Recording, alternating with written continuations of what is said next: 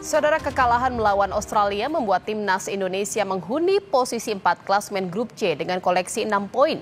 Dengan menyisakan 3 pertandingan lagi di putaran ketiga, secara matematis Indonesia masih berpeluang lolos ke putaran final Piala Dunia 2026.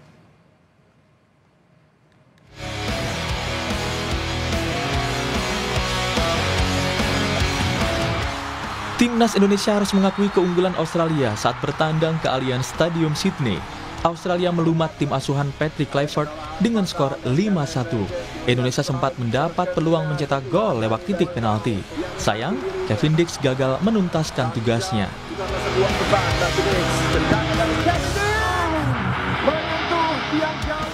Hasil ini memperberat peluang timnas untuk menempati posisi kedua grup C dan lolos otomatis ke Piala Dunia. Kepala pelatih Indonesia, Patrick Kluivert, menyebut hasil menghadapi timnas Australia akan berbeda jika tendangan penalti Kevin Dix masuk ke gawang lawan. Unfortunately, of course, the result. I think in the beginning of the game, we did a very good job in pressing high, exactly on the right side where we wanted to press, because we knew on the left side they have the good players, and from my point of view, it went very good. After that, we received a penalty. If you shoot the penalty in, it will be a totally different match, of course. But unfortunately, Kevin shot the ball in the post, and from that moment we changed something in our minds or something. But we didn't play our play anymore. But I think that during the game, I think that we fought like lions.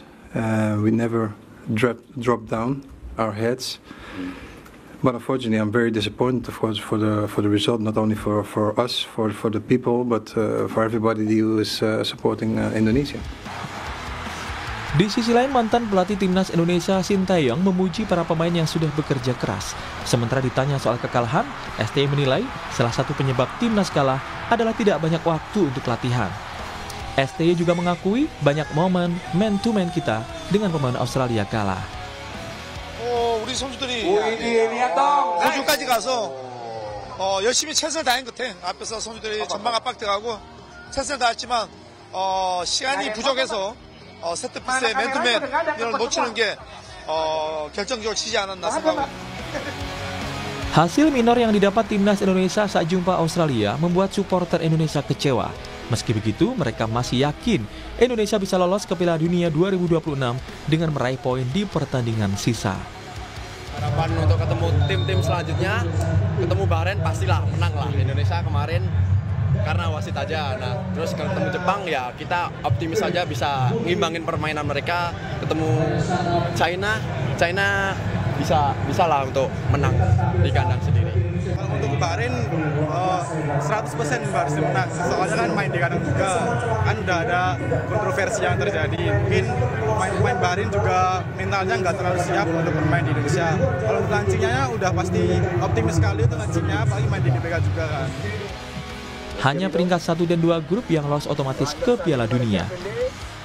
Peringkat ketiga dan keempat bisa mengikuti kualifikasi ronde 4 untuk lolos ke Piala Dunia 2026. Tim Liputan, Kompas TV.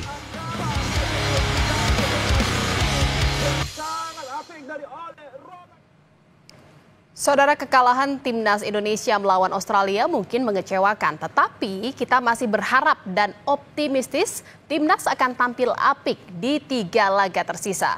Lalu bagaimana peluang Indonesia melawan Bahrain di pertandingan berikutnya? Kita akan bahas bersama narasumber kita pada siang hari ini, pengamat sepak bola Muhammad Kusnaini. Selamat siang Bungkus, apa kabarnya nih? Semangat ya? Tetap baik Dian. Tetap semangat ya, walaupun memang kita semalam kalah nih timnas Indonesia melawan Australia. Lalu sebelum saya mau bahas bagaimana peluang Indonesia melawan Bahrain nanti, saya mau lihat dulu dan saya mau tanya dulu bagaimana nih pandangan dan juga perspektif dari Bungkus melihat pertandingan semalam. Iya, mungkin yang pertama saya ingin mengapresiasi ya para pemain. Benar seperti kata Coach Sintayong, pemain itu sebenarnya sudah bermain fighting spiritnya sudah luar biasa ya, bahkan mampu menciptakan 1 gol. Hanya saja memang jumlah gol yang dibuat oleh lawan lebih banyak. Tapi menurut saya salah satu problem yang kemarin dihadapi oleh timnas itu memang persoalan adaptasi ya, adaptasi pemain-pemain baru yang tidak cukup, waktu latihan bersama yang sangat sedikit, dan itu yang membuat kita bermain tidak seperti yang kita harapkan. Materi pemain kita bagus, tapi secara tim permainan kita tidak menggambarkan kualitas individu yang kita miliki. Nah, mungkin mudah-mudahan dengan pengalaman bermain kemarin yang hasilnya tidak menggembirakan, itu akan menjadi trigger pemicu untuk penampilan yang lebih baik di laga kedua yang justru lebih penting menurut saya. Artinya memang adaptasi yang dibutuhkan lebih dari para penggawa timnas ini ya, nanti ke depannya. Iya. Betul, karena tim nasional itu salah satu handicapnya. Ini semua tim nasional itu mengalami hal yang sama, yaitu soal waktu ya. Karena itu penambahan pemain itu di satu sisi dia memberi tambahan kualitas. Tapi pada saat bersamaan, pertanyaannya seberapa cepat pemain baru itu beradaptasi dengan strategi tim, beradaptasi dengan suasana tim, kerjasama. Dan itu yang tampaknya kemarin belum berhasil dicapai oleh beberapa pemain baru. Beberapa pemain yang sudah beberapa kali memperkuat tim nasional pun tampaknya masih butuh waktu untuk terus beradaptasi lagi, sehingga hasilnya itu yang saya bilang tadi, kualitas kita pemainnya bagus-bagus, tapi kualitas secara tim sebagai satu tim kita tidak mendapatkan yang terbaik dari kualitas pemain-pemain tersebut.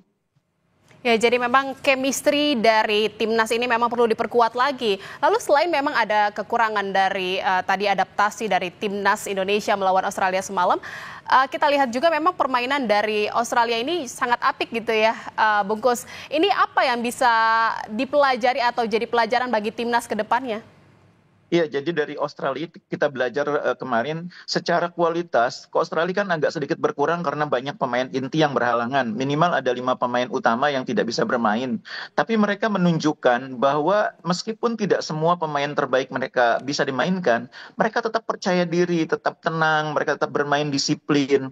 Nah, itu menunjukkan bahwa Australia sebagai tim itu sudah matang ya. Mereka kualitas individunya mungkin sedikit kalah dibanding timnas Indonesia, tapi kualitas sebagai tim mereka lebih baik karena sudah lebih lama bermain. Jadi banyak pemain Australia itu capsnya bersama tim nasional sudah di atas 70, minimal di atas 30.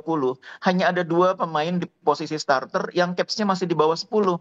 Sementara Indonesia hampir sebagian besar pemainnya capsnya masih di bawah 10, atau kalaupun ada sedikit lah, belum terlalu banyak. Dan ini yang menjadi salah satu persoalan mengapa kita adaptasinya masih cukup sulit, karena kita punya persoalan dengan banyaknya pemain yang bergabung secara bertahap, dan setiap kali pemain bergabung ada adaptasi lagi, makanya kita belum mendapatkan yang terbaik dari kualitas individu para pemain itu. Kualitas pemain kita bagus sebetulnya, kita harusnya juga kalau dibandingkan dengan Australia secara individu, orang per orang itu tidak kalah. Kalau kita lihat berarti kualitasnya memang sudah tidak diragukan lagi, tetapi memang yang diperlukan adalah chemistry antar pemain timnas ini memang harus diperkuat lagi. Lalu dari Bungkus sendiri, siapa nanti kira-kira pemain yang bisa dimaksimalkan dalam laga melawan Bahrain nanti? Iya, yang pertama sebetulnya sebelum sampai ke pemain, cara bermain dulu ya. Kalau menurut saya Patrick Kluivert dari laga lawan Australia kemarin mungkin perlu mempertimbangkan kembali strategi pertahanan defensif lain yang terlalu tinggi ya. Kita mungkin harus lebih sabar melihat tim ini mendapatkan chemistry dulu, kompak dulu, padu dulu. Karena kalau kita bermain dengan garis pertahanan yang tinggi, itu tim itu udah harus sangat kuat kerjasamanya. Chemistry antar pemain, saling pengertian tuh udah harus sangat kuat. Kalau tim itu belum memiliki itu, maka harus berhati-hati.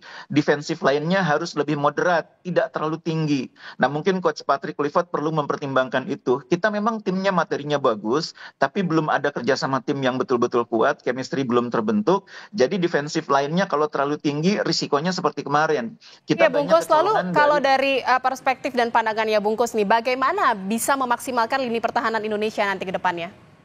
Iya, itu tadi dengan cara pertama memperbaiki garis pertahanannya. Dan yang kedua, mungkin strateginya apakah tetap bertahan dengan formasi di awal kan kemarin kita bermain dengan 4 di awal, tapi kemudian di perkembangan selanjutnya di tengah permainan kita berubah menjadi 3. Nah, mungkin tetapkan sejak awal itu garis pertahanan kita seperti apa, formasi backnya seperti apa. Apakah kita main 3-4-3, 4-3-3, ditetapkan sejak awal dan konsisten, jangan terlalu sering berubah di tengah pertandingan, karena timnya seperti yang saya bilang tadi, ini belum kompak banget, belum padu.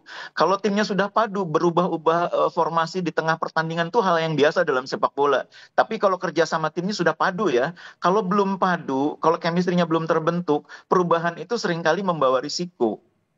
Ya, semoga saja kekalahan semalam ini bisa menjadi pelajaran penting dan berharga untuk timnas Indonesia untuk bisa melaju nanti ke depannya ke Piala Dunia 2026.